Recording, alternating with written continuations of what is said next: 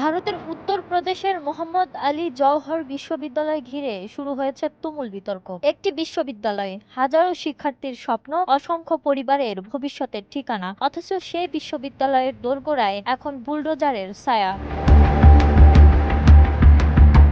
ভারতের উত্তরপ্রদেশের রামপুরে ২৫০ একর জায়গা জুড়ে গড়ে ওঠা এই বিশ্ববিদ্যালয়ের ৪০টি ভবনের মধ্যে ৩৮টি ভেঙে ফেলার নির্দেশ দিয়েছে জেলা প্রশাসন।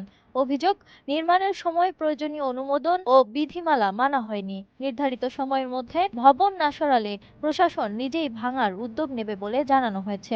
যদিও আদালতের অন্তর্বর্তী স্থগিতাদেশে আপাতত কিছুটা স্বস্তি মিলেছে।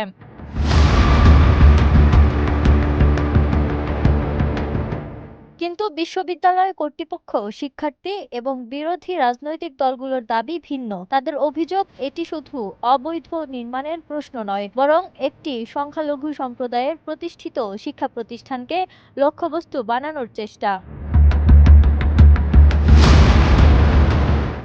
নামে প্রতিষ্ঠিত এই বিশ্ববিদ্যালয় গড়ে তোলেন সমাজবাদী পার্টির নেতা আজম খান। বর্তমানে এখানে প্রায় ৩,০০০ শিক্ষার্থী পড়াশোনা করছেন, তাদের প্রায় অর্ধেকই নারী। অনেক শিক্ষার্থী বলছেন, এই প্রতিষ্ঠান হারিয়ে গেলে তাদের শিক্ষা জীবন কার্যত থমকে যাবে।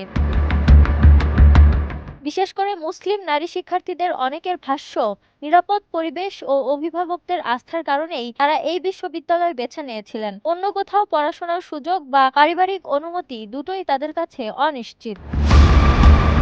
অন্যদিকে বিজেপির দাবি, বিষয়টি ধর্ম বা রাজনীতির নয়, সম্পূর্ণ আইনি প্রক্রিয়ার অংশ। অবৈধ জমি ও অনুমোদনহীন স্থাপনার বিরুদ্ধে আইন অনুযায়ী ব্যবস্থা নেওয়া হচ্ছে।